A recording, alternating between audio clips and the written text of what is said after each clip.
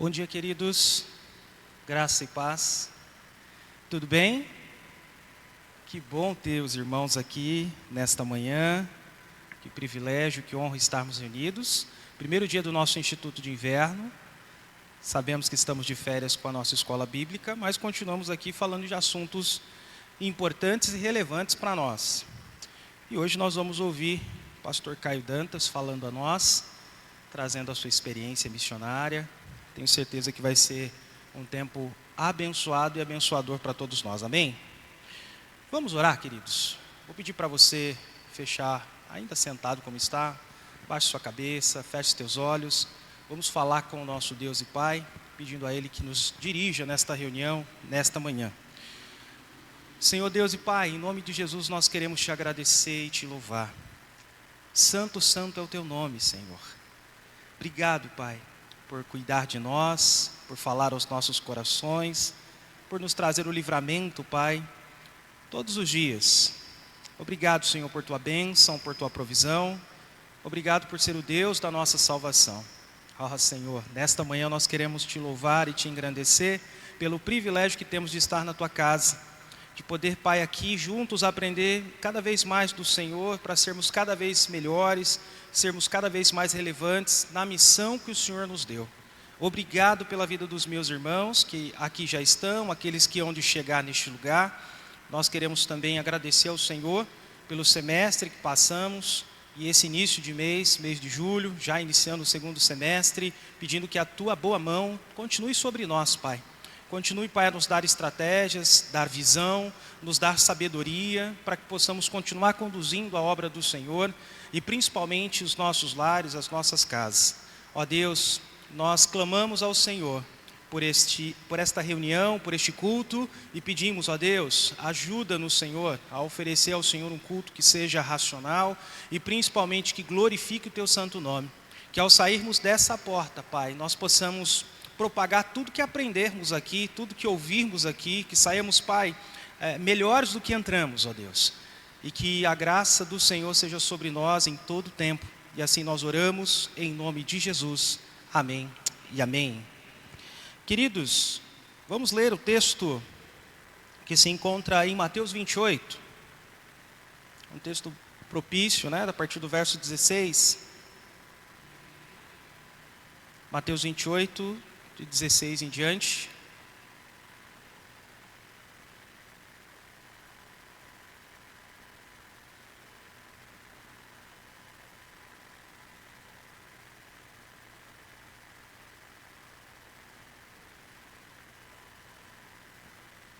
Fica tranquilo, eu vou esperar o último folhar da Bíblia para lermos juntos. Amém? Se você acessou aí no seu smartphone também, diz assim a palavra do nosso Deus. Os 11 discípulos partiram para a Galileia, para o monte que Jesus lhes havia designado. E quando viram Jesus, o adoraram, mas alguns duvidaram. Jesus, aproximando-se, falou-lhes dizendo: toda a autoridade me foi dada no céu e na terra. Portanto, vão e façam discípulos de todas as nações, batizando-os em nome do Pai, do Filho e do Espírito Santo, ensinando-os a guardar todas as coisas que tenho ordenado a vocês. E eis que estou com vocês todos os dias até o fim dos tempos. Amém, queridos? Texto da nossa grande comissão, texto que tem norteado a nossa missão, o nosso trabalho cristão neste lugar. E nós louvamos a Deus porque Ele nos comissionou, Ele nos chamou para essa obra maravilhosa que é pregar o Evangelho.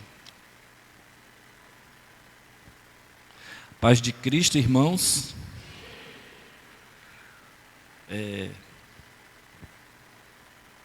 Vou chamar aqui à frente o nosso pastor e missionário Caio Dantas.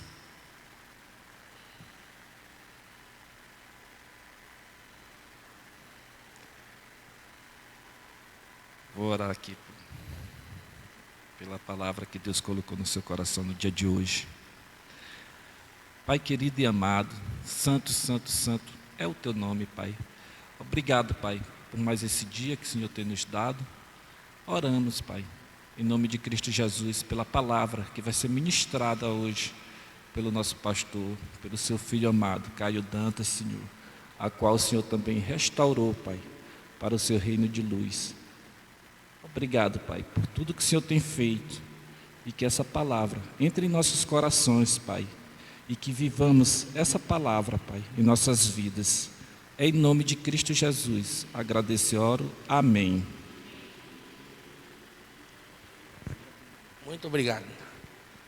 Bom dia, meus irmãos, que a graça e a paz do nosso Senhor esteja com cada um de vocês. É muito bom poder conhecer um pouquinho mais do povo de Deus. Minha garganta está um pouquinho ruim, então não se assustem. Eu estou saindo de uma gripe, estou acabando, graças a Deus está acabando a parte pior. Mas a gente, para servir ao Senhor, a gente faz de tudo, né? E eu estou muito feliz em poder conhecer um pouquinho. Pastor, passa para mim, fazendo um favor. Aqui eu quero apresentar um pouquinho da minha família para vocês. Está faltando uma integrante ali naquela foto. Eu preciso atualizar a foto, aí depois vocês podem puxar a minha orelha, porque como eu venho numa programação e não atualizo a foto. Mas eu sou casado com a missionária Hélida. Vocês estão vendo ela? Ela é a mulher mais sortuda que existe nesse mundo. Porque Deus foi muito bom com ela. Muito bom com ela. Mas bom mesmo, meus irmãos. Meus irmãos, toda vez que eu olho para ela, de vez em quando a gente está deitado, eu olho para ela e eu falo: olha, Deus foi bom com você, viu? Deus foi bom com você. Mas nós temos uma filha de 4 meses, a Priscila. Então por isso que a Hélida não está aqui. A minha banguelinha hoje já me mandou um vídeo sorrindo para o papai, e aquilo quebra o coração do papai. Aquilo é bom demais. Mas nós atuamos como missionários da Junta de Missões Nacionais há alguns anos. Na verdade, eu sou missionário há 10 anos já que eu estou no campo. E a Hélida é capixaba. A Hélida veio do estado do Espírito Santo. Eu sou paulista, eu sou do interior de São Paulo. Mas eu fiquei quase 12 anos lá no estado do Espírito Santo. Eu fui para lá para começar o trabalho da Cristolândia. E lá eu trabalhei com o Viver. E lá eu fiquei alguns anos. E lá eu tive o privilégio de conhecer a Hélida. Lá nós nos casamos. E hoje, como família, nós somos seus missionários servindo aqui no interior do estado. Eu quero também trazer um abraço dos quase 2.000 missionários que estão espalhados por todo o Brasil. Você sabia que a Convenção Batista Brasileira hoje tem quase 4.000 missionários no campo? Missões Mundiais tem 2.000 e um pouquinho, e Missões Nacionais tem 1.700 e uns quebradinhos. Nós estamos falando de quase 4.000 missionários sustentados pelas igrejas batistas em todo o mundo. No Brasil nós estamos de norte a sul servindo, cuidando, amando e fazendo discípulos de Cristo Jesus. E tudo isso só é possível porque a igreja do Senhor tem participado, porque a igreja do Senhor tem investido, tem segurado as cordas, investindo, orando e estando junto conosco no campo missionário. Meus irmãos, abra sua Bíblia em Atos 4.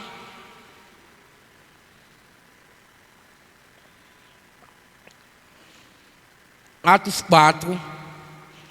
Nós vamos ler 2 versos, o 36 e o 37.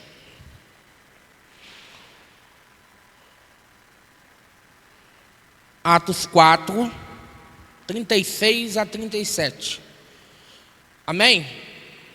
Quem não achou, diga misericórdia. Amém?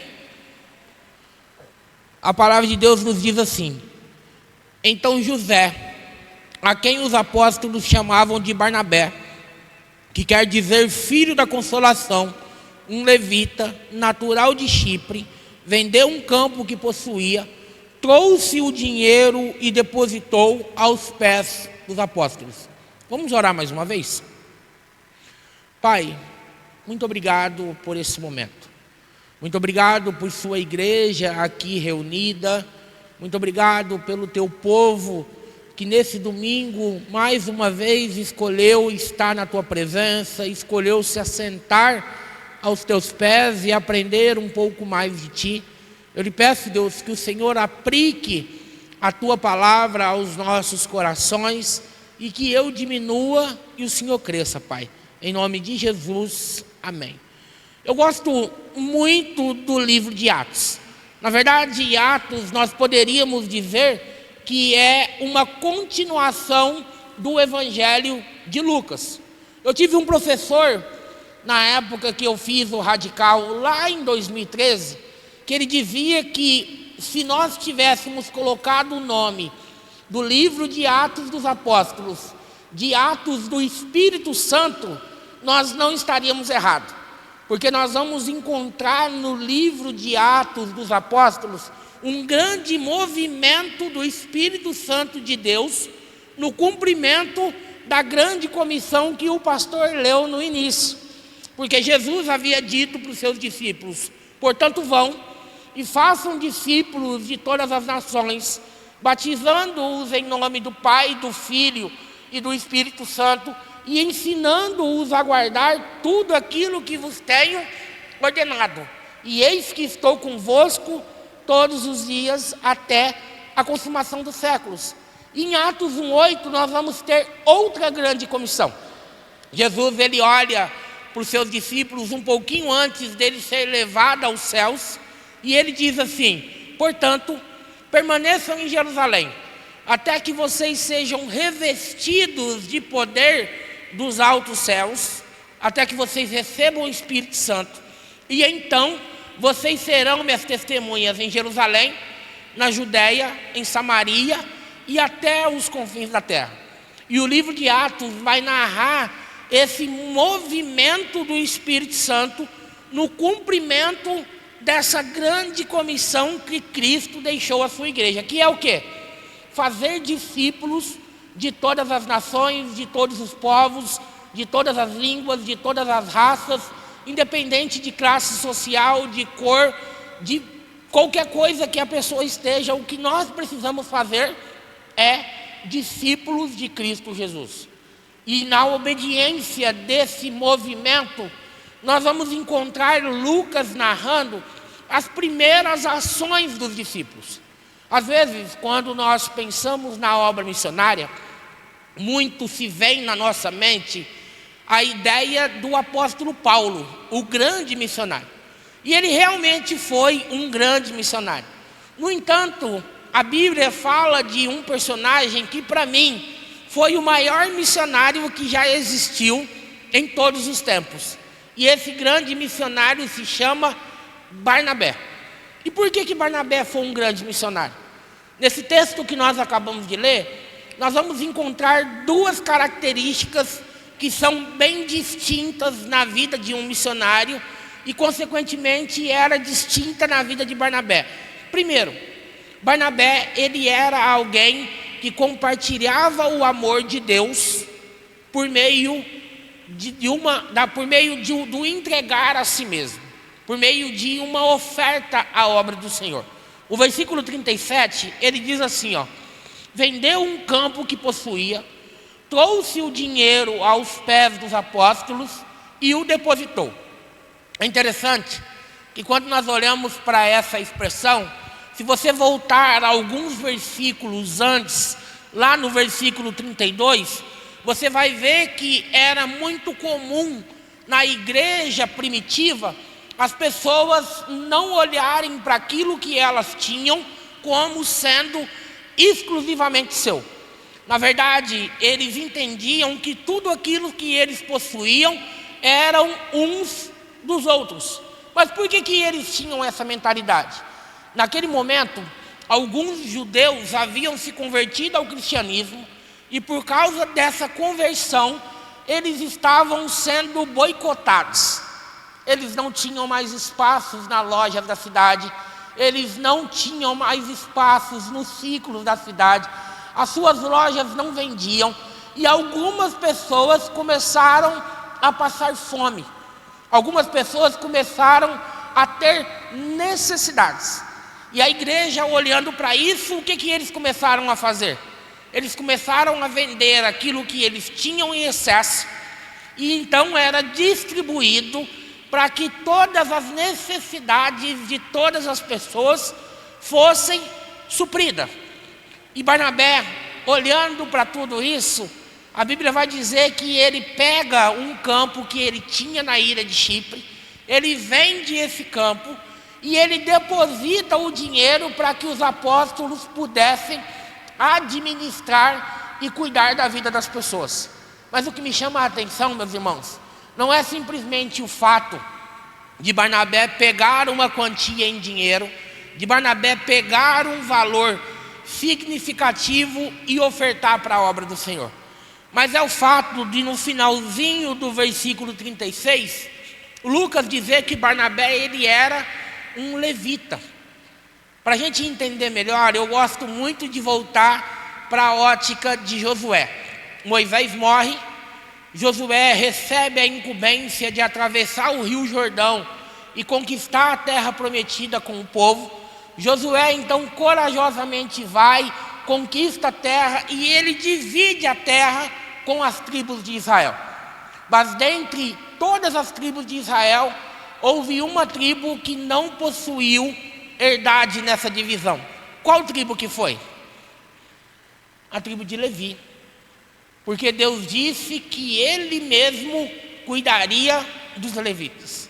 E quando eu vejo Barnabé vendendo tudo o que ele tinha e depositando aos pés dos apóstolos, eu chego a uma conclusão: que ele sabia que para ele viver os sonhos de Deus, a vontade de Deus para a sua vida, ele precisava abrir mão das coisas desse mundo.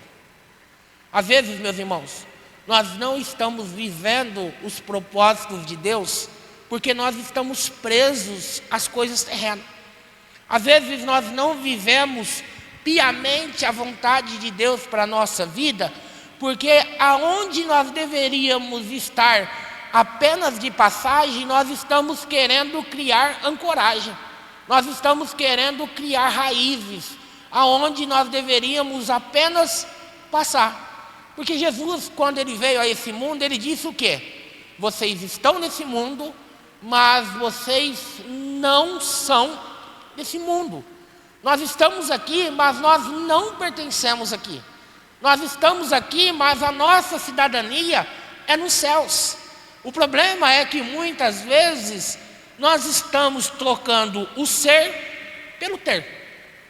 Às vezes as pessoas vivem em busca do ter um carro melhor, do ter uma casa melhor, do ter mais recursos. E não estou dizendo que seja errado você buscar ter uma casa melhor, você buscar ter um carro melhor. Não, não é isso.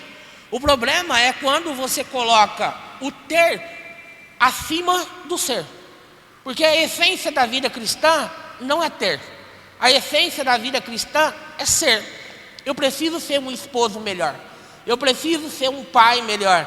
Eu preciso ser um homem melhor. Eu preciso ser alguém melhor para aqueles que estão em minha volta. Eu preciso ser alguém melhor para aqueles que fazem parte do meu ciclo de vida. Eu preciso ser um cristão para todos aqueles que necessitam. Mas muitas vezes, nós, por estarmos arraigados nesse mundo, nós valorizamos mais o ter do que o ser. Alguém já disse que um dos grandes problemas do mundo hoje é que nós amamos as coisas e usamos as pessoas. Desde nós amarmos as pessoas e usarmos as coisas. Mas Barnabé, ele tinha isso muito distinto e muito claro na sua mente. E ele sabia que para viver a vontade de Deus, ele precisava abrir mão de tudo. Em 2015, eu estava na Cristolândia, no Espírito Santo, e eu comecei a trabalhar. Eu estava fazendo seminário, e eu então decidi que eu precisava conhecer a dinâmica da igreja local. E aí eu fui trabalhar no escritório de contabilidade, eu fazia seminário à noite, e em 2017 eu conheci a minha esposa numa viagem missionária.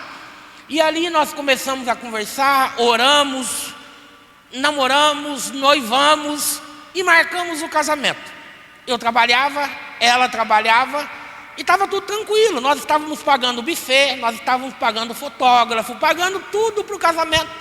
Só que um dia eu fui participar de um treinamento, e Deus falou assim no meu coração nesse treinamento: eu quero que você largue o seu serviço e volte para Cristolândia agora. E eu lembro que eu cheguei em casa, eu peguei o telefone, eu liguei para minha esposa, que na época era noiva, e eu disse: Érida, Deus mandou eu largar o escritório. Eu trabalhava no RH, no escritório de contabilidade, e Deus mandou eu largar o escritório e voltar para a junta. E a Érida olhou para mim e falou: Caio, se Deus mandou, obedeça. No outro dia pela manhã eu cheguei no escritório e eu pedi a conta. E eu apresentei novamente para Missões Nacionais, e quando eu cheguei, a Fabiola, que era a coordenadora da Vila Minha Pátria, ela olhou para mim e falou: mas você vai viver como, menino? Eu falei: não sei, Deus proverá. Só para os irmãos terem uma ideia, Deus levantou uma igreja da Bahia que pagou meu aluguel, Deus levantou uma médica que pagou meu plano de saúde, Deus foi levantando pessoas, e enquanto eu levantava o meu sustento para me tornar missionário de Missões Nacionais, Deus não me deixou faltar nada. Na verdade, nós ganhamos viagem de lua de mel, nós ganhamos com tudo pago. Na verdade, se eu estivesse trabalhando, eu não teria condições de ter feito o que eu fiz. Essa é a verdade. E aí nós nos casamos. E minha contratação ainda não tinha saído em Missões Nacionais. E aí, enquanto eu estava nesse processo, a junta, ela não estava pagando o meu aluguel. Mas nós tínhamos um recurso guardado e nós pagávamos esse aluguel. E aí um dia, eu estava em casa e a Érida chega em mim e ela diz assim: Caio, a fatura do cartão chegou. E eu olhei para ela e eu disse: vá ao banco, tire o dinheiro e pague a fatura. Na minha cabeça era simples. Mas ela olhou para mim e falou assim: mas tem um problema, nós não temos mais dinheiro no banco. E naquele momento eu confesso para os irmãos que eu fiquei sem reação. Eu peguei minha Bíblia, eu peguei um livro, e eu fui para o meu quarto e eu fui conversar com Deus. Porque para um homem é muito difícil. Fazia 3 meses que eu havia tirado ela da casa dela, e eu não tirei a minha esposa da casa dela para passar necessidade. Eu imagino que nenhum homem pensa nisso. E aí eu fui conversar com Deus, e eu não gosto muito disso, mas aquele dia eu falei com Deus assim: Deus, eu estou insistindo na coisa errada? Não é isso que o Senhor quer para a minha vida? Eu não quero viver longe do centro da sua vontade. Mas se não for, eu preciso que o Senhor me diga. E aí eu fiz igual o Gideão. Eu falei: Deus, se o Senhor me quer nesse negócio, essa semana o Senhor precisa me dar uma resposta. Se o Senhor não der essa resposta, semana que vem eu vou voltar para o mercado de trabalho. E aí, meus irmãos, só para os irmãos terem uma ideia, no outro dia pela manhã, eu recebo uma ligação do RH da junta, dizendo que eu estava contratado, que a partir daquele mês eu já tinha aluguel, já tinha plano de saúde, e no final do mês eu já tinha salário. Mas aí, vai prestando atenção. O que faltava? Eu pagar a fatura do cartão.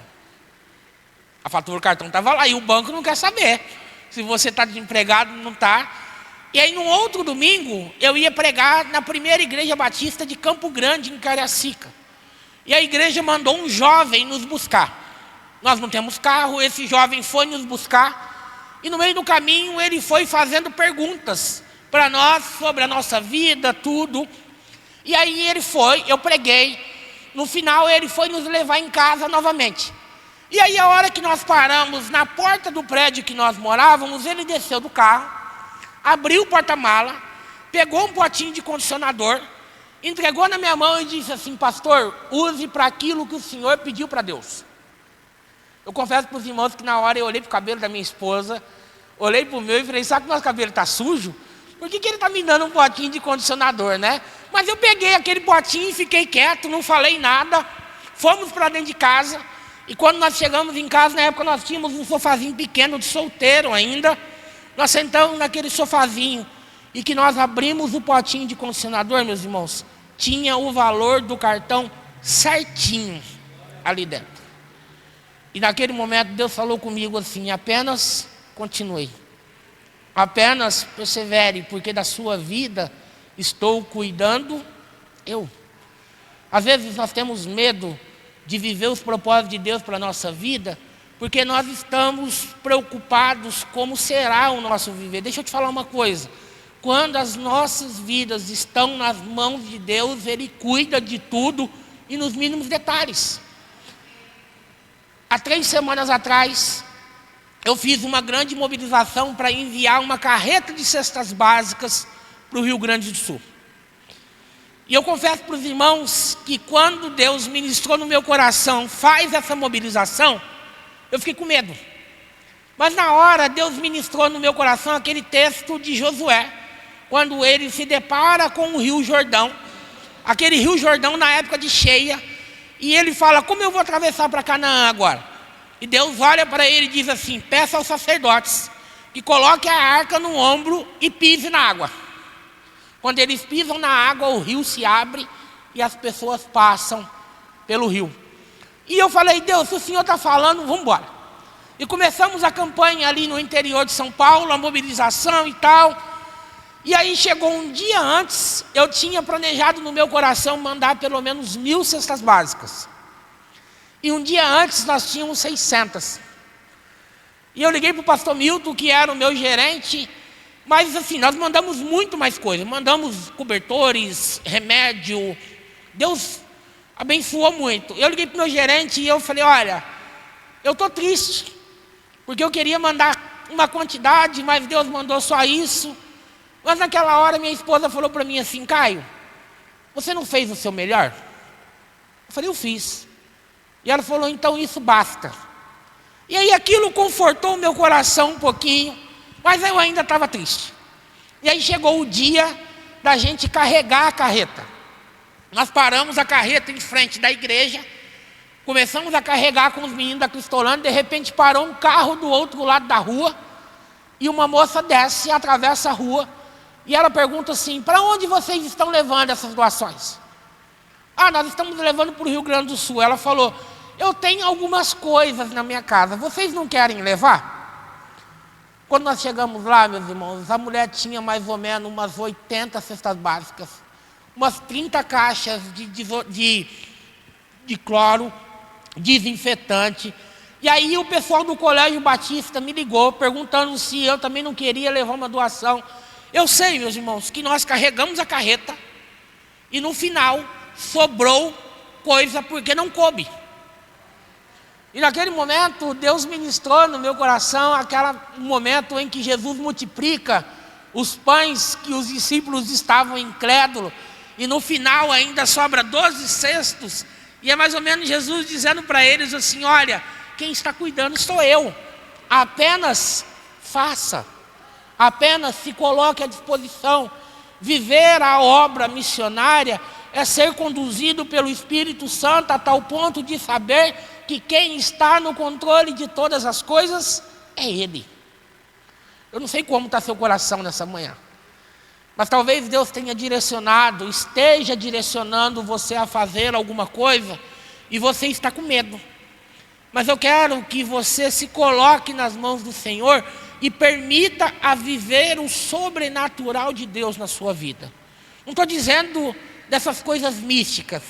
Eu estou falando de você ver o sobrenatural de Deus nas pequenas coisas, nos pequenos detalhes, no pequeno cuidado, em uma flor que você olha e você fala: uau, não tinha visto isso. Sabe, é ver o extraordinário no ordinário. É ver o extraordinário nas coisas simples da vida. É ver o agir de Deus nas pequenas coisas. Nós precisamos, meus irmãos, ver Deus agindo e operando em todos os momentos do nosso viver. Mas além de ser alguém que se ofertava para a obra do Senhor, Barnabé era alguém que acreditava em vidas. É interessante que o versículo 36 vai dizer que o nome que nós chamamos de Barnabé, na verdade era um codinome que os apóstolos haviam dado a ele, porque o seu nome na verdade era José. E Barnabé significa filho da consolação. A mesma ideia usada para o Espírito Santo, para o Paracleto, é usada para Barnabé. Por quê? Barnabé, ele tinha uma característica essencial na sua vida. Ele era conciliador. Ele era um agente de paz. Ele era aquele que sempre tinha um ombro amigo para todos aqueles que necessitavam. Ele era aquele que estava sempre solícito àqueles que tinham alguma necessidade. E nós vamos ver isso no decorrer da Bíblia. Se você for em Atos 9, você vai ver Lucas narrando a história de um homem chamado Saulo. Saulo era um grande perseguidor da igreja. Ele vai diante dos principais sacerdotes em Jerusalém. Esses lhe dão uma carta para que ele pudesse prender os cristãos. E Paulo então sai de Jerusalém a caminho de Damasco. E no meio do caminho ele tem um encontro com Cristo. Aquela famosa frase: Saulo, Saulo, por que tu me persegues? A Bíblia diz que Saulo fica cego. Ele é levado para Damasco. Deus aparece para Ananias e diz: Ananias, vá à minha rua direita, porque lá tem um homem que me é muito útil e ore por ele. E eu fico imaginando Ananias olhando para Deus e dizendo assim: eu não vou não. O senhor não sabe que ele está prendendo os cristãos? O senhor não sabe que ele está tentando matar todo mundo? Deus volta para Ananias e diz: vai. Ananias então toma coragem, vai até Saulo, ora, as escamas caem dos seus olhos, e Saulo volta para Jerusalém. No versículo 26 do capítulo 9, diz que Saulo estava pregando, testemunhando, e os discípulos não acreditaram que Saulo, tivesse a sua vida transformada. Mas sabe o que me fascina? É que no versículo 27, a Bíblia diz que Barnabé toma Saulo consigo, leva ele diante dos apóstolos e conta como ele pregara e testemunhara ousadamente. Enquanto os discípulos não acreditaram que a vida de Paulo tivesse sido transformada, Barnabé acreditou. E aí no capítulo 11, o evangelho chega à igreja de Antioquia. Jerusalém resolve enviar Barnabé para aquela igreja. Barnabé vai em Tarso, busca Saulo. Eles ficam um ano. No capítulo 13, a Bíblia diz que o Espírito Santo manda separá-los para uma obra. E eles então são enviados para a sua primeira viagem missionária. Eles vão, eles plantam diversas igrejas e eles voltam. E lá no capítulo 15, do versículo 36 ao 41, vai dizer que Barnabé olha para que Paulo olha para Barnabé e diz assim: vamos voltar e visitar as igrejas que nós plantamos? Barnabé olha para Paulo e diz assim: vamos, mas nós vamos levar conosco João Marcos. E Paulo, lembra o Paulo que foi rejeitado lá no capítulo 9? Ele olha para Barnabé e diz assim: não. João Marcos nos abandonou no meio do caminho na primeira viagem. Ele era imaturo, ele era inexperiente. E aí a Bíblia diz que há uma grande desavença entre Barnabé e Paulo.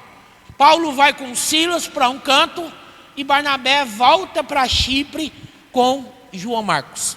Enquanto Paulo não acreditou em João Marcos, Barnabé acreditou. E pela insistência de Barnabé, nós temos no mínimo 14 livros do Novo Testamento escrito. As 13 cartas paulinas, mais o Evangelho de João Marcos. Meus irmãos, nós somos chamados para acreditar no poder transformador de Deus. Existe um ditado no mundo que diz que pau que nasce torto não se endireita. Mentira. Porque pau que nasce torto se endireita nas mãos do carpinteiro Jesus Cristo. Jesus Cristo continua transformando vida. Jesus Cristo continua curando, abençoando, salvando. E nós precisamos acreditar nisso. No século XVIII, teve um grande pregador chamado George Whitefield. Conta-se que Whitefield, ele tinha um grande embate, uma grande discussão com um ateu, uma pessoa que não cria em Deus, que era um grande estudioso. E aí certa vez esse homem ateu, esse grande estudioso, estava correndo nas ruas e uma pessoa parou ele e perguntou: aonde você vai apressado desse jeito? E ele olhou para aquela pessoa e disse: eu estou indo ouvir o Whitefield. Aí a pessoa se assustou e falou: como assim? Você não acredita no que ele prega? E ele olhou para a pessoa e disse: mas ele acredita. Essa é a grande questão. Nós temos acreditado no Deus que nos salvou? Nós temos acreditado de fato que Jesus Cristo continua transformando, abençoando e salvando vidas? Meus irmãos, todos os missionários acreditam nisso. É por isso, pode passar, pastor, fazendo um favor, é por isso que os seus missionários estão hoje no campo, atuando em diversas frentes. Hoje nós temos 2 barcos. Nós temos o barco missionário, que fica no Alto Amazonas, lá em Manaus, e nós temos o barco missionário 2, que fica em Santarém, no Pará. O objetivo desses barcos é levar atendimento médico, é levar atendimento odontológico, é levar atendimento que muitas vezes o poder público não consegue levar a essas comunidades ribeirinhas. Mas acima de tudo isso, o objetivo desses barcos é levar por meio dos cristãos a palavra que transforma.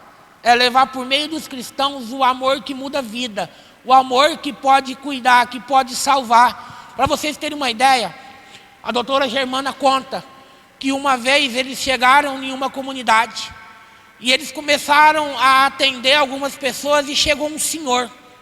E esse senhor chegou lá e ele tinha apenas um dente na boca. E aí ele pediu que arrancasse aquele dente. Os dentistas foram, arrancaram o dente. Quando tiraram o dente dele, que ele se levantou, ele se ajoelhou no chão com os braços estendidos, agradecendo a Deus. Porque aquele último dente, ele não precisou arrancar com o alicate, como ele tinha arrancado todos os outros. É forte isso. Sabe por quê, meus irmãos? Porque o povo de Deus chegou ali. Nosso objetivo não é ter um barco. O barco não faz nada. Na verdade, quem faz são as pessoas que vão no barco. Nosso objetivo não é apenas dizer que nós temos 2 estruturas. Não. O nosso objetivo é cuidar de pessoas. Nós não cuidamos apenas de dente. Nós cuidamos de gente. Nós cuidamos da alma. Nós cuidamos daquilo que é eterno para as pessoas. Pode passar, fazendo um favor, pastor. Além disso, nós também temos hoje diversos missionários atuando no Amazonas. Para vocês terem uma ideia, nós saímos de 65 missionários há 4 anos atrás, para hoje nós termos 225 missionários atuando em comunidades ribeirinhas. Talvez você olhe e você diga assim: uau, não. Nós ainda temos mais de 10.000 comunidades que não foram alcançadas. Talvez você possa ser a resposta de Deus para esse lugar. Talvez você possa ser a resposta de Deus para abençoar essas pessoas. Eu gosto muito da história do Mateus. Mateus saiu de Santa Anastácio, próximo a Presidente Prudente, com 18 anos, e o Mateus foi para uma comunidade ribeirinha. O Mateus, em 5 anos, ele já plantou 5 igrejas. Mas o que me chama a atenção não é simplesmente o fato dele ter plantado igreja. O que me chama a atenção são as estratégias que Deus vai dando. Eu estava conversando com ele esses dias, e ele falou que foi para uma nova comunidade. E ele chegou nessa nova comunidade, ele não estava conseguindo ter acesso aos jovens, ter acesso às pessoas. E aí ele veio pregar aqui no interior de São Paulo, e ele desafiou a igreja a dar a ele um videogame. Talvez você olhe assim e você fala: o missionário querendo videogame, o missionário não está no campo para trabalhar? Calma. A igreja foi, comprou um videogame para ele, e ele levou o videogame para uma comunidade ribeirinha. Chegou lá, ele saiu pelas ruas, porque eles ficam nas comunidades em duplas. Geralmente é 2 meninas ou 2 homens. Estava ele e a dupla dele. Eles começaram a andar pela comunidade, chamando os jovens e os adolescentes daquela comunidade para irem na casa deles jogar videogame. O Mateus disse que eles começaram a criar relacionamento. Só para vocês terem uma ideia, eles já batizaram 16 jovens por causa do PGM Game. A gente brinca que é um PGM Game. As estratégias que Deus tem dado. Mas para que nós possamos ouvir as estratégias que Deus tem nos dado, nós precisamos estar sensíveis à voz de Deus. Essas pessoas, muitas delas largaram família, largaram profissão, foram para comunidades onde muitas vezes não tem energia elétrica, onde muitas vezes eles precisam cavar o seu próprio banheiro, onde eles vão para a roça, arrancar mandioca e fazer farinha com a comunidade no intuito de criar relacionamento para poder pregar o evangelho para essas pessoas. Mas tem uma coisa que é fantástica: todas elas estão vivendo o melhor de Deus para a sua vida, porque estão no centro da vontade do Senhor. Você está no centro da vontade de Deus para a sua vida? Você está vivendo aquilo que Deus tem para você? Você está vivendo aquilo que Deus chamou você para fazer? Deixa eu falar uma coisa para vocês. Talvez não seja a realidade de vocês aqui, mas vocês sabiam que na maioria das igrejas apenas 5% trabalham? Enquanto 95% só vem no culto de domingo. Deus não nos chamou para ficar parado, meus irmãos. Eles estão fazendo isso na Amazônia, mas o que te impede de fazer isso aqui? O que te impede de evangelizar o seu vizinho? O que te impede de evangelizar o seu amigo de trabalho, o seu amigo de faculdade? O que te impede a evangelizar as pessoas que estão próximas a você? Qual a desculpa você tem? Eles não têm nada lá. Muitos deles ficam 40, 50 dias sem internet. Porque aí eles vão para a base para poder ter contato com a família. Mas nós temos tudo. E muitas vezes nós não fazemos nada. Deus não nos chamou para sermos acomodados. Deus nos chamou para abençoarmos aqueles que estão próximos a nós. Pode passar, pastor, fazendo um favor. Além disso, nós temos 2 carretas agora. As carretas hoje estão no Rio Grande do Sul.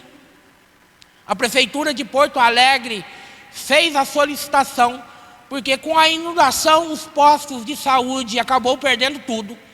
E as 2 carretas estão sendo usadas pelo poder público lá no Rio Grande do Sul. Para vocês terem uma ideia, elas têm 5 cadeiras odontológicas, cada uma delas. Elas têm 2 consultórios médicos. Elas têm banheiro, elas têm cozinha. Elas têm espaço para acessibilidade. Então, se chegar um cadeirante, o cadeirante consegue ser atendido. Ela abre a lateral, ela expande a lateral e se torna um espaço de recepção, e à noite se torna um espaço do culto. Porque, como eu disse, o nosso objetivo não é apenas ter uma carreta. O nosso objetivo é levar o evangelho que transforma e que leva as pessoas para o céu. Meus irmãos, a carreta tem abençoado muitas e muitas pessoas. E talvez você se pergunte, quando vem alguém aqui fazer uma mobilização pedindo para você ofertar para uma campanha missionária, para onde estão indo os meus recursos? Seus recursos têm ido para isso, para abençoar pessoas, para salvar pessoas. Eu gosto muito dessa proposta da carreta, porque ela atende em qualquer lugar. Sabe o que é interessante? Ela pode ser usada na energia, mas ela também pode ser usada a diesel. Os geradores funcionam a diesel. Então, se você chegar com ela em uma comunidade que não tem energia elétrica, você não vai deixar de atender, você não vai deixar de abençoar aquelas pessoas. Porque as pessoas precisam ser amadas. As pessoas precisam ser cuidadas. As pessoas precisam ter dignidade. E a igreja pode fazer o seu papel. Se você perguntar para o pastor Fernando Brandão se ele quer alguma parceria do Estado para algum projeto de missões nacionais, ele vai dizer não. Nós não temos vínculo nenhum com o Estado. E a resposta dele é muito clara. Por que não, pastor? Porque essa é a parte que cabe à igreja. Essa é a parte que compete à igreja. é a nossa parcela para mudar esse mundo, é a nossa parcela para mudar a realidade das pessoas. Pode passar, pastor? Além disso, nós também temos 44 unidades de Cristolândias hoje espalhadas pelo Brasil. Nós estamos em 9 estados brasileiros, mais o Distrito Federal. E nós temos 4 tipos de unidade de Cristolândia. Nós temos a Cristolândia masculina, nós temos a Cristolândia feminina, nós temos a Cristolândia criança em Guarulhos, e nós temos hoje 2 unidades da Cristolândia Sonho de Mãe. O que é a Cristolândia Sonho de Mãe? É uma unidade que acolhe a mãe dependente químico e seu filho. Porque chegou num tempo que nós não podíamos cuidar da mulher que tinha filho pequeno ou estava grávida. Porque se ela ganhasse o bebê, tinha que mandar a criança para um abrigo, tinha que mandar a criança para a tutela do Conselho Tutelar do Estado, e aí quebrava-se o vínculo. Pensando nisso, nós desenvolvemos uma unidade que, enquanto nós cuidamos da mãe com o seu problema da drogadição, nós também discipulamos e cuidamos da criança. Hoje nós temos uma unidade na Serra, no Espírito Santo, e nós temos uma unidade em Itaperuna, no Rio de Janeiro, que trabalha com esse foco.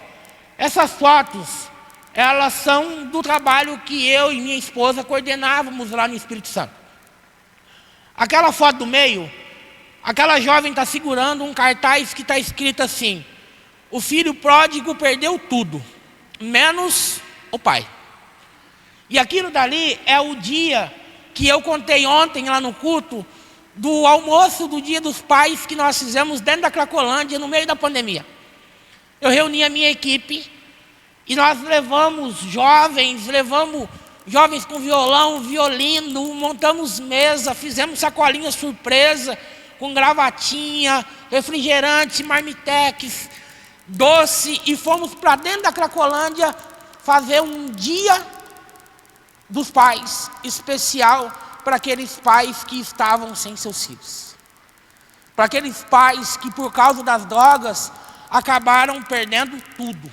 Por escolha deles, por escolha que eles fizeram. Mas quem nunca errou nessa vida? Quem nunca fez nada que, por causa da sua escolha, se afastou de Deus? Essas pessoas precisam de misericórdia. Essas pessoas também carecem da graça de Deus. Essas pessoas também carecem do amor de Deus. E aqui me chama muita atenção, porque enquanto nós estávamos ali servindo, eu vi um senhorzinho sentado no canto. Eu contei essa história ontem, mas eu vou contar de novo aqui. E eu fui próximo ao seu Antônio.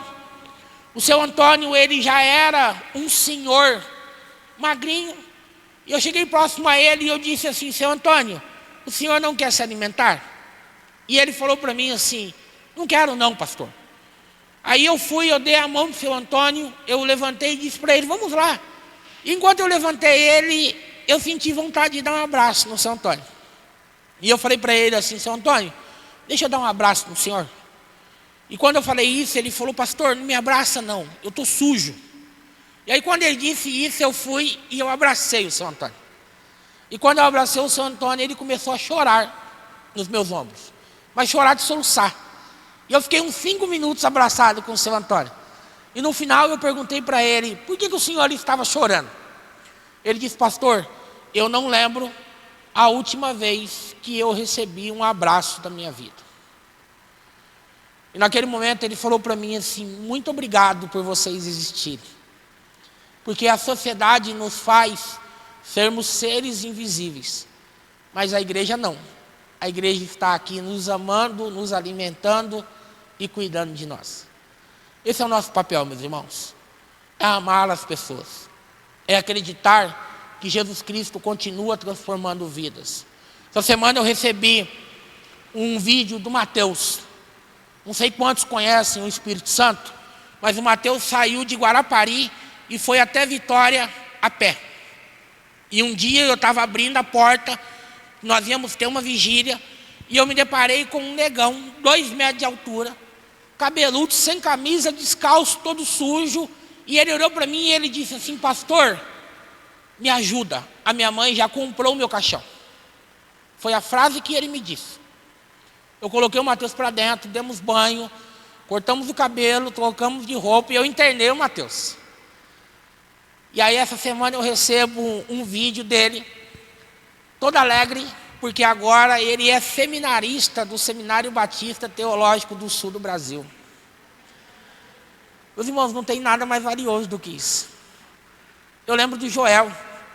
O Joel chegou na Cristolândia e ele tinha uma crise de abstinência por causa do álcool muito forte. E na Cristolândia nós não trabalhamos com medicação. E eu, naquele momento, Deus ministrou no meu coração, acolhe. E eu comprei briga com todo mundo por causa do Joel. O Joel, ele via bicho. Para os irmãos terem uma ideia, às vezes eu chegava na unidade 8 horas da manhã para dar o culto, para fazer o culto com eles. E os meninos falavam, pastor, o Joel vai nos matar. Essa noite ele estava vendo bicho dentro do quarto. E aí eu chamava o Joel para conversar, ele falava, pastor, essa noite tinha 2 cavalos pulando de um ventilador para o outro. Eu não sabia se eu dava risadas, eu não sabia o que eu fazia conversando com ele. E aí o Joel chegou na Cristolândia, meus irmãos, ele não conseguia colocar comida na boca. A tremedeira não deixava. Eu e o outro radical, nós fomos dando comida na boca dele. E aí esses dias eu recebi uma foto dele, da esposa e da filha. E a esposa dizendo para mim assim, pastor, muito obrigado por o senhor acreditar na nossa família. Hoje nós estamos aqui na igreja cultuando, louvando e adorando o Senhor como família. Sabe, meus irmãos, eu não sei se você já viveu isso.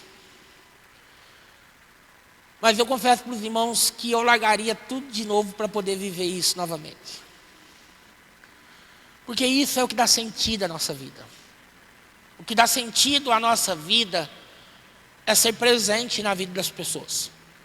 O que dá sentido na nossa vida é fazer o bem para as pessoas. O que dá sentido para a nossa vida é amar as pessoas, assim como Jesus.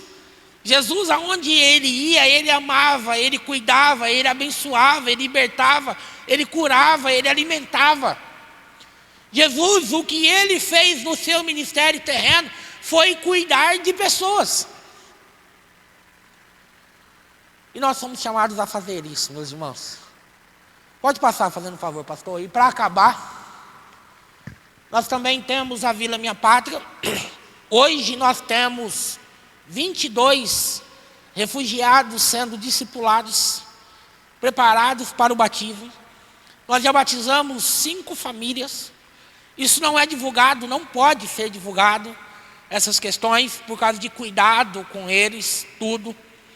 Mas nós temos tido em nossas mãos a oportunidade de cuidar de tudo no nosso país. O problema, meus irmãos, abrindo meu coração para vocês, é que muitas vezes a igreja ainda não acordou para isso. Muitas vezes nós ainda estamos discutindo a cor da cortina. Desde discutirmos o que nós vamos fazer para alcançar o nosso bairro. O que nós vamos fazer para alcançar as crianças, os jovens, os adolescentes que estão próximos a nós. As oportunidades estão aí. O que nós precisamos fazer é ser que nem Barnabé. Primeiro, abrir mão das coisas desse mundo.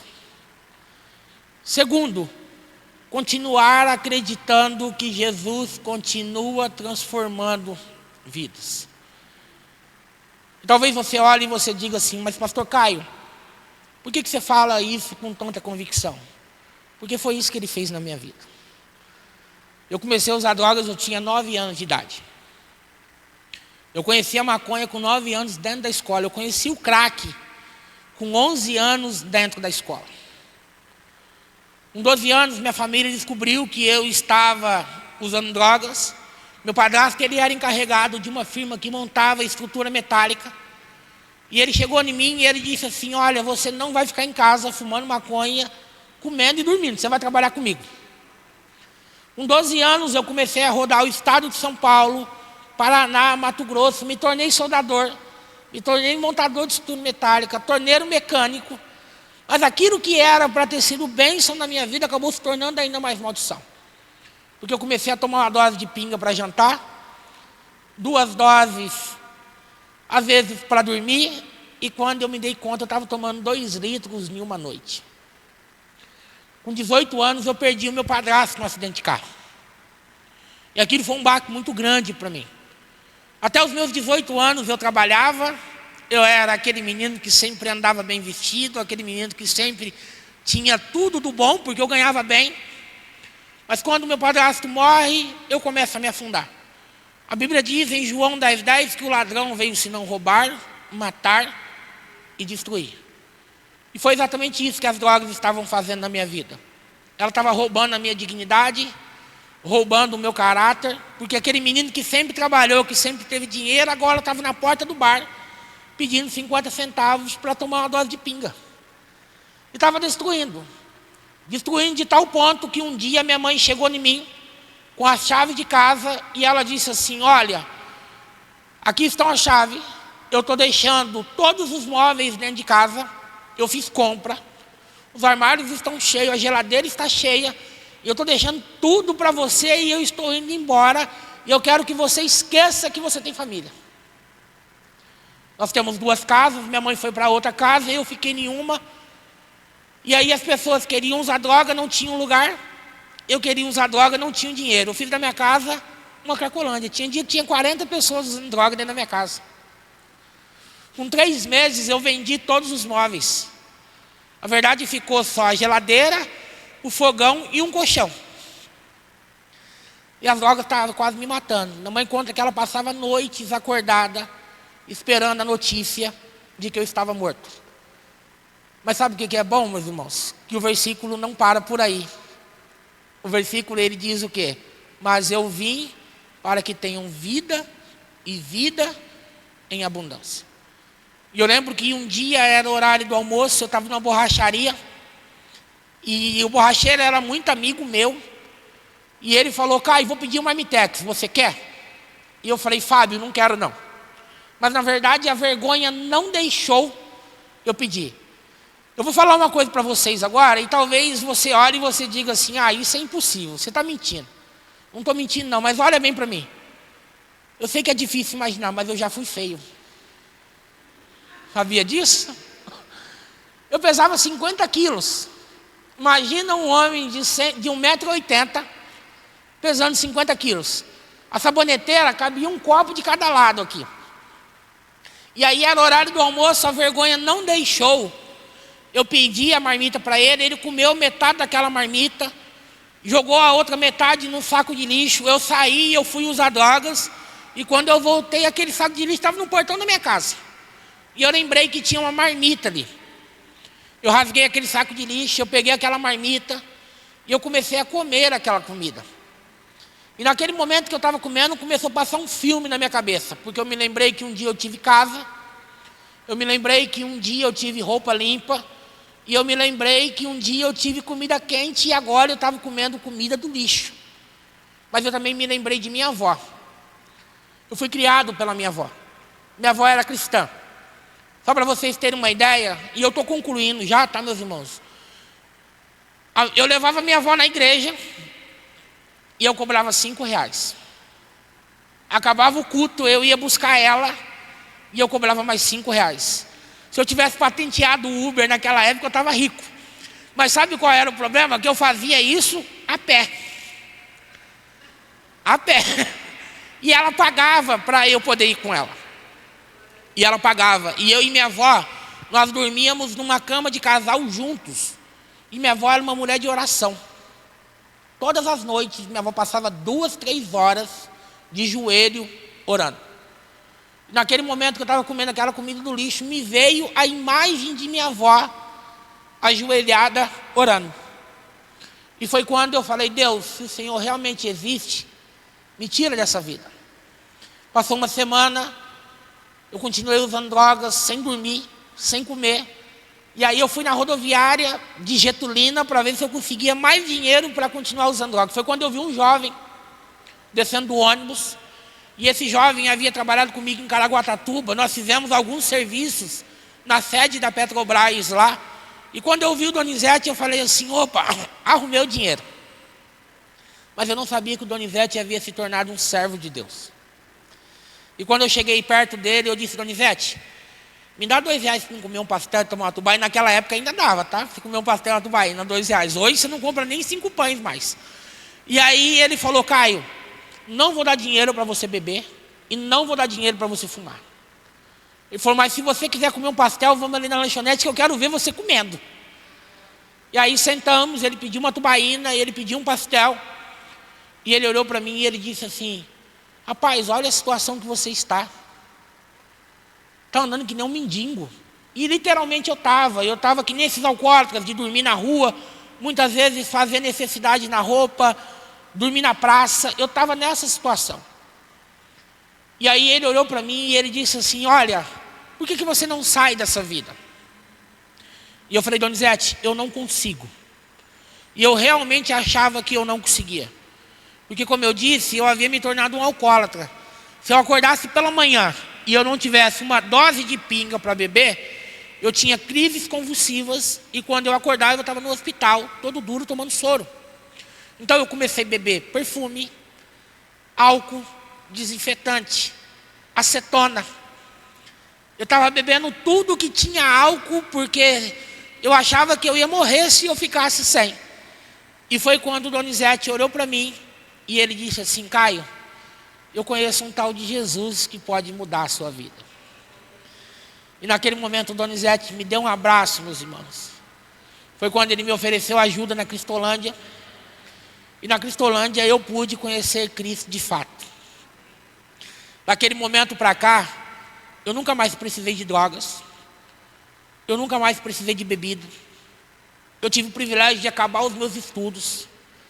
Eu tive o privilégio de fazer 3 faculdades. Eu tive o privilégio de casar. Hoje Deus tem me dado o privilégio de fazer um mestrado. Estou concluindo esse ano agora o curso de História pela Universidade Federal do Espírito Santo.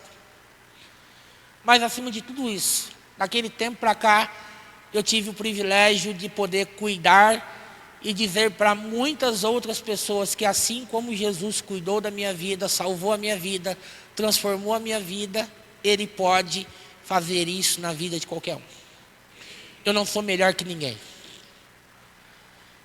O que basta, meus irmãos, a nós é sermos como Barnabé ou como Donizete. Alguém que olhe para o outro num estado caído e dizer assim: não, Jesus pode mudar essa vida. Enquanto todo mundo fugia de mim, o Donizete foi o único que sentou do meu lado e me deu um abraço e falou que Jesus podia transformar o meu viver. Por causa dele, hoje a minha família é transformada. E a sua família também pode ser, por causa de você. Abaixe sua cabeça. Eu não ia contar meu testemunho. Não ia. Eu ia passar direto. Na verdade, eu só ia falar dos projetos do campo, do que tem acontecido. Mas Deus direcionou para contar. E eu não acredito que Ele fez isso à toa. E eu quero poder orar pela sua vida. Pastor, me permite orar, pastor?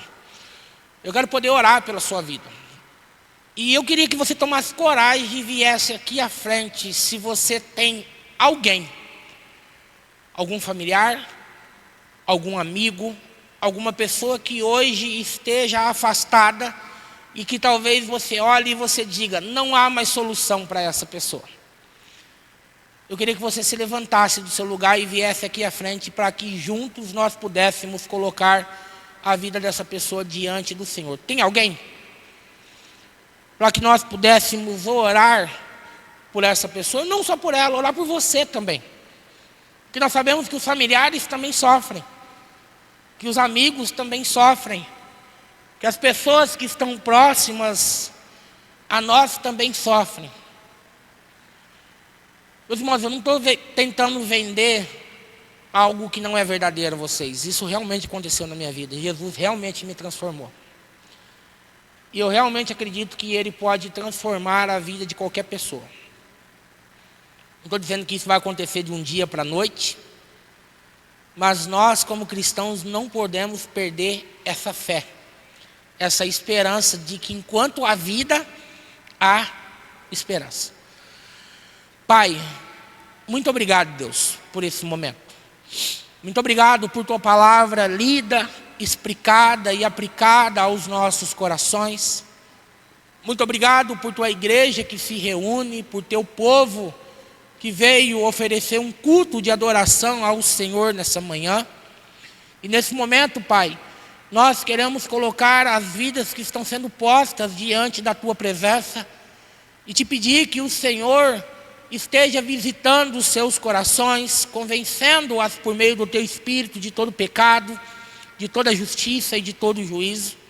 Se alguma delas está ou estão fazendo uso de alguma substância lícita ou ilícita, que o Senhor coloque nojo em sua boca, que o Senhor, Pai, possa libertar essa vida e que essa vida também possa se tornar uma testemunha do poder transformador do Senhor.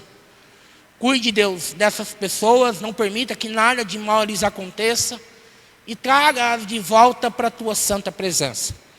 Mas eu também quero colocar, Deus, a vida de cada uma dessas pessoas que aqui estão. Nós sabemos que os amigos, que os familiares, que os entes queridos sofrem um tanto quanto aqueles que estão afastados ou muitas vezes perdidos no mundo das drogas. E eu quero te pedir, Pai, que se há algum coração ferido, que o Senhor traga cura. Se há algum coração atribulado, que o Senhor dê a paz que excede todo entendimento humano. Se há alguém triste, que o Senhor devolva a alegria da tua salvação. E se há alguém desesperançoso, que o Senhor acrescente fé. Permita, Deus, com que o teu povo continue enxergando com os olhos de Cristo, entendendo, Deus, que as coisas acontecem no teu tempo e que nós não podemos perder a fé nunca e que nós não podemos desanimar nunca, porque como a tua palavra nos diz, que enquanto há vida, uma pessoa pode ser mudada, pode ser salva, pode ser transformada, e que essa convicção, Pai, de que o Senhor pode transformar qualquer pessoa, de que para o Senhor não há impossíveis, possa ficar firmes em cada um dos nossos corações. Nos dê um domingo cheio da tua presença. Continue, Deus, abençoando a vida do pastor, da esposa, de toda a família, de toda a diretoria dessa igreja, de cada membro. Visite aqueles que estão enfermos, aqueles que necessitam do Senhor, e que a tua bondade e a tua graça continue a nos alcançar e estar conosco em todos os momentos do nosso viver, Pai. Em nome de Jesus, amém. E Deus abençoe a vida de cada um dos irmãos. Desculpe o tempo.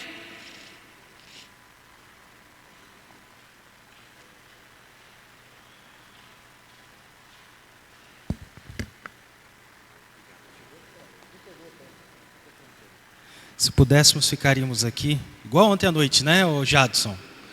Ninguém ia dormir, cara. Ufa, Deus é bom, né? Deus falou com você? Glória a Deus por isso, porque falou muito comigo, meu coração. É isso, é o seu coração entregue diante de Deus, em obediência, permitindo que Ele use você para transformar.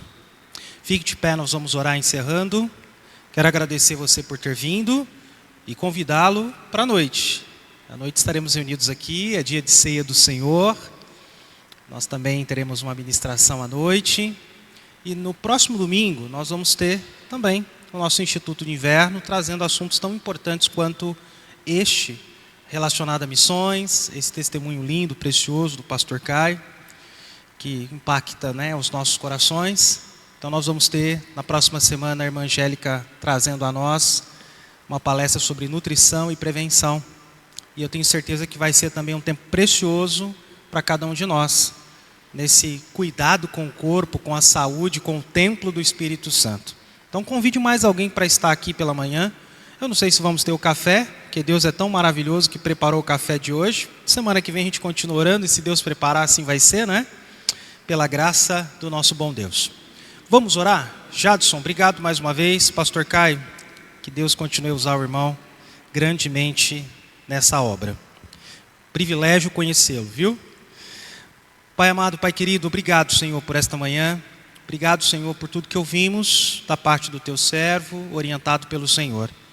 Agradecemos, Senhor, por tua graça, tua misericórdia e seu favor, mas agradecemos principalmente, Pai, por impactar os nossos corações, por nos encorajar, por nos impulsionar, Pai, que nós saímos daqui melhores do que entramos e cada vez mais convictos de que devemos servir o Senhor em obediência à tua vontade. Que a tua graça continue conosco, Pai, que o Senhor nos permita testemunhar do teu amor ao longo deste domingo e que logo mais à noite possamos estar juntos aqui, Pai, para celebrar a ceia do Senhor, para estarmos juntos mais uma vez, mas lembrando sempre da nossa missão. Que possamos continuar falando do teu amor, aonde quer que estejamos, que continuemos, Pai, a insistir, a persistir, a orar constantemente por aqueles que estão distantes da tua presença, aqueles que te conheceram um dia ou aqueles que não te conhecem ou ignoram o fato do Senhor existir, que nós continuemos a perseverar para que um dia essas vidas também sejam transformadas, porque a nossa missão é plantar a semente e assim, Pai, permitir que o Senhor haja nesses corações. Por isso, mais uma vez, eu quero agradecer ao Senhor pela vida do pastor Caio, pela oportunidade de tê-lo aqui, por esta manhã e por esse tempo tão precioso no nosso instituto. Assim oramos e agradecemos em nome de Jesus. Amém e amém. Tá perto, já sabe, né?